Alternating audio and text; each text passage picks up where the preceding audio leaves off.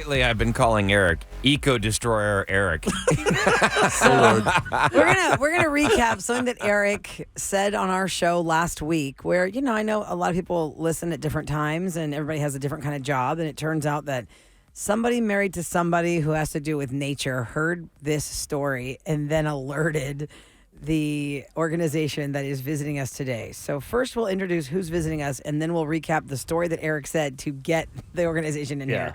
Eric Duran is here. He is the head naturalist of the Nature Discovery Center, and it is located in Bel Air. Welcome, Eric. Good morning. Thanks for getting up early. I'm not usually awake at this time, so it's going to take a little adjustment. It's dark. It's dark outside, yeah. Eric, the naturalist, would not have been here if somebody had not heard what our Eric said, right? Yeah, I heard you guys have been dumping frogs in our park. What's happening? 2016. I was trying to say Oh my God! because I had a Tell bunch the of them story, in the pool. Eric, of our Eric, of what When I was triggered building my this whole house in thing. Bel Air, the pool wasn't, it was almost done, but there's no water in it yet. And the rain started happening, and all that just muck in there. And there was a perfect place for toads, I guess, to have babies. Spawn, yeah. And there's hundreds of them. And I'm like, what do I do? So at first I'm like, I don't know what to do. So I got one of those, went to Home Depot and got one of those like little claws and a bucket. And I just things started, that you pick up stuff. yeah, I just started like Picking up 50 a frogs. day, I felt like. And I'm Oh, like, the claw that old people use to Yeah. get stuff off of a tall the gripper shelf. thing? Yeah, Yeah. the cans. How many of did you those did you grip them? eat? No, I have frog legs at Okay. Eric's house. I put them all at the Nature Discovery Oh, Center. okay. So, Wait, you put them in a bucket, then you took them over to a Dumped 'em Discovery over the fence? Center Yeah. far away from your house. well, yeah, a couple blocks. So they couldn't find their way back to your pool. Nope. So what do? You just dump the bucket over the fence? No, you could drive it. It's a really cool place. Okay. We'll talk about it here in a second. It's an open city park, Yeah. so it's Yeah. pretty easy for ne'er-do-wells to access. Yes, to do what Eric did. Okay, so you take this crate and you let them all They're so loud, jump out too. to freedom, jump out to freedom, They're little so frogs. loud. Here's what they sound like.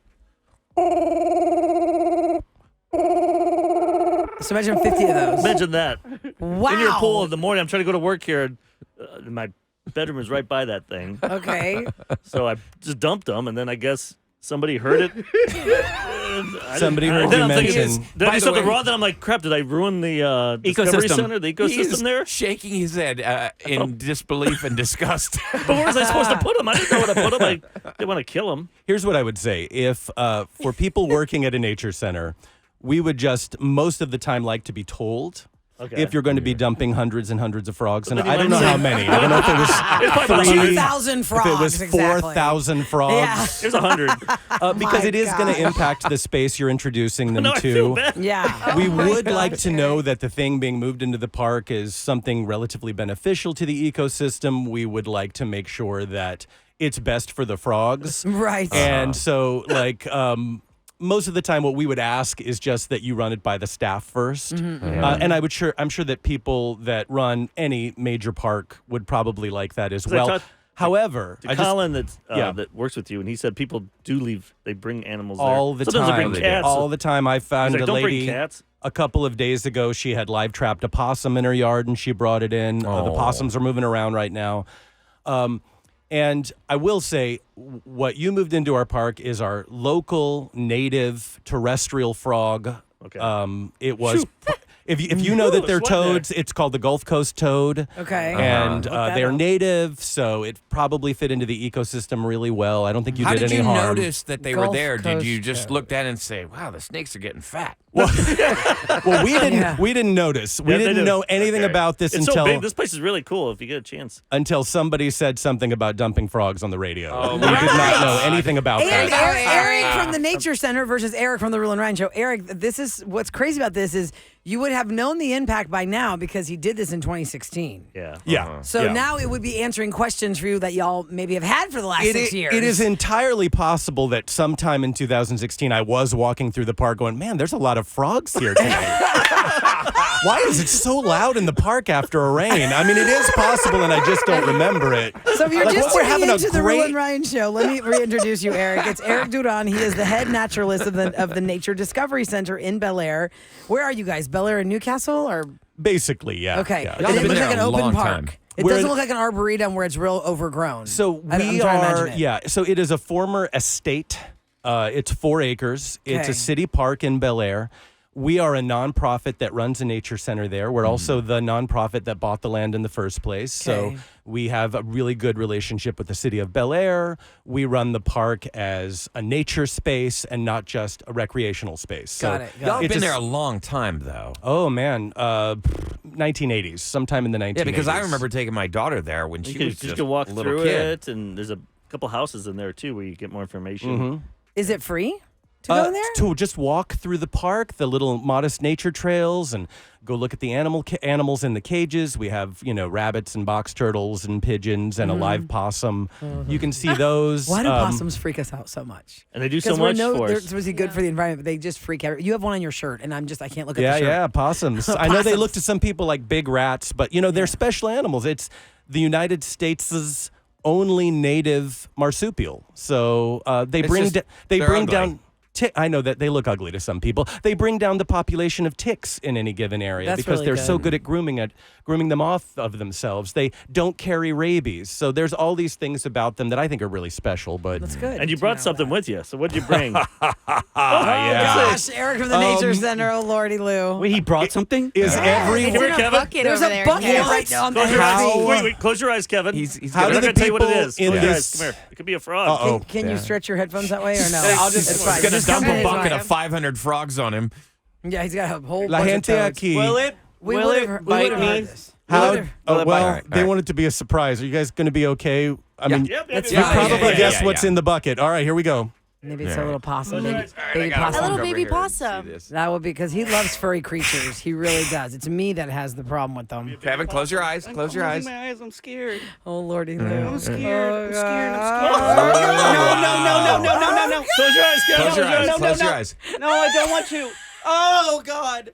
No, I don't want to. Yeah. That is the most colorful snake I've ever seen. I brought the prettiest snake that we have. Oh, This wow, he's beautiful. This is a milk snake. Milk snakes are in a group of snakes called the king snakes, and I one of love their milk. specialties is feeding on other snakes. Oh, Okay. oh, they're Um, cannibals. So this one's like an orange, like a burnt God. orange, like a sienna with a white and black stripes. So another specialty of the milk snakes is that they are mimics of a group of snakes called the coral snakes. So they yes. look very similar to coral snakes.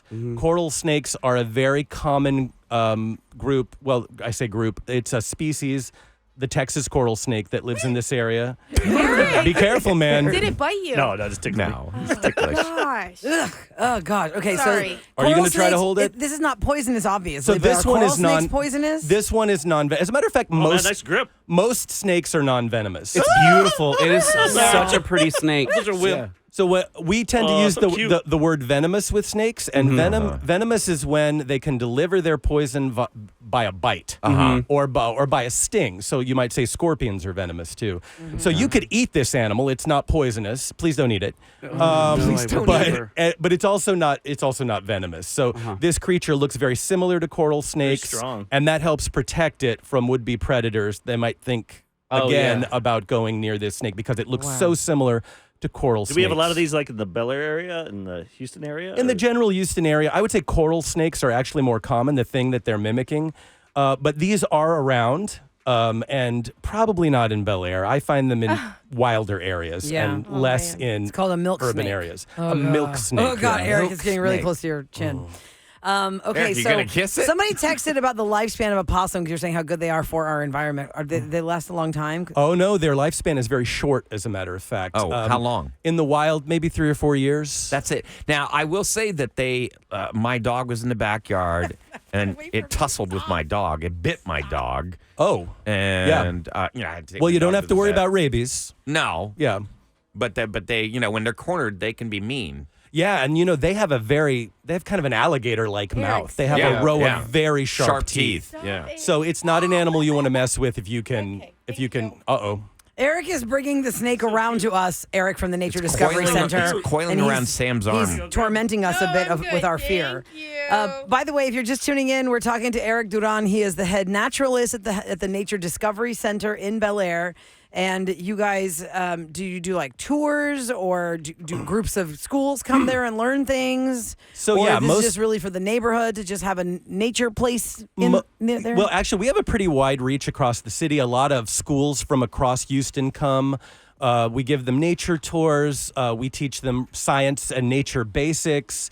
I teach preschool classes. That's cute. I lead people on bird watching tours. Yeah, he said he's a bird watcher. I'm a bird watcher The other myself. day, I'm like, that'd be weird just to sit there and. Do you ever like see one and you're like, holy crap, never seen that before? At my age, at my advanced age. My advanced age. Are you an elder? Well, I have been bird watching since I was 14. Okay. So at this point, like locally, there's not a lot of birds that still sort of do that. But anyways, at the Nature Center, we do mostly nature and science education. Nice. We have an Earth Day event coming up on April the 27th, which will be a fun park event. There'll be And food, how do a people little find you music. guys? How do people find you guys? NatureDiscoveryCenter.org. Okay. Cool. Thanks so much for coming. NatureDiscoveryCenter.org. And somebody's giving massive props to you, Eric, from the Nature Center, because they said they took their preschool kids there, and you are so funny. Your humor's awesome for learning. Aww. Bravo, You have awesome sir. hair, too. Nature Bravo. education and stand-up every Tuesday.